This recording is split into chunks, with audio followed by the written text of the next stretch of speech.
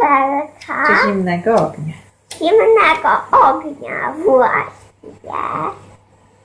I Bo widzicie, dzisiaj w jak Szkocji jest ja- święto, tak?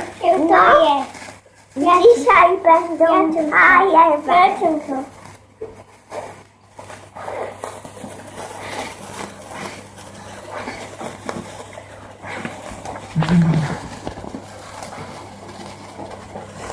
No, tutaj nad I stołem. zobaczcie, jak ona się. Koniec.